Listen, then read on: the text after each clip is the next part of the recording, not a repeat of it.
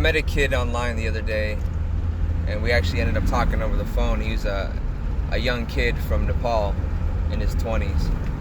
And we got into talking a little bit about religion and spirituality and the different ways we do things out here in America compared to foreign lands. But he said something interesting. He said he hasn't read the Bible, but he knows of Jesus Christ. But he said there's a saying that goes around there that Buddha's the enlightenment for Asia, but Jesus Christ is the enlightenment for the world, for everybody, So I was just thinking out loud, what's the difference between being, and I'm not talking about specific churches, specific denominations, specific groups, but I'm talking about what's the difference in a spiritual religious sense between those in Christ, and what's the difference between Buddhism, Hinduism,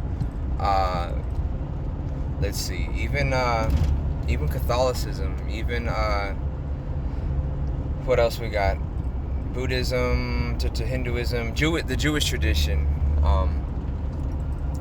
Because those in Christ, Paul said, whether they be a babe in Christ or mature in Christ, they're in Christ. Whether they be asleep in Christ or awake in Christ, they're in Christ. Whether they be dead or alive in Christ, they are in Christ. A mature Christian knows if he is a mature Christian, then they know they have no more value. They don't lord it at what it is.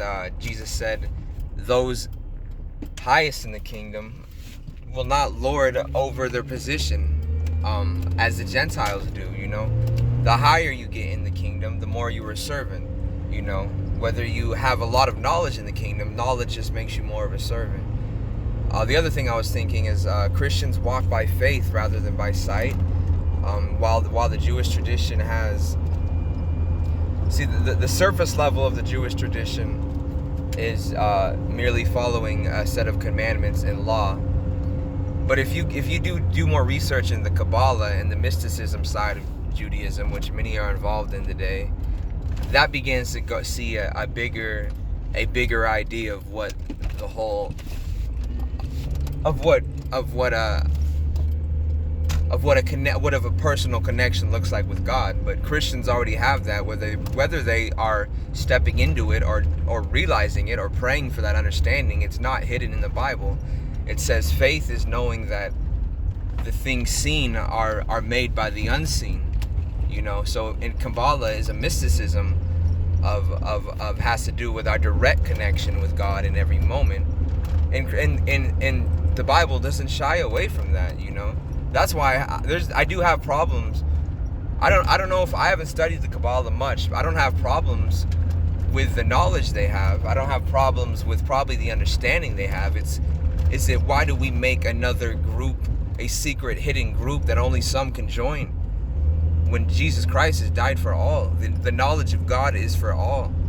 So whether they have knowledge or not, I'd rather walk in the love of Christ. I'd rather walk in the love of man and not hide and not stick to a specific tradition. And that goes for any religion.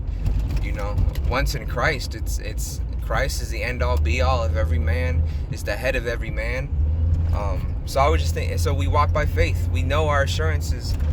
We will be as sons of God. What we ask in humility, we will receive. When we let aside ourselves in every moment, God brings something to our attention that we didn't realize. And I could go on, I guess, but I'll leave it at that.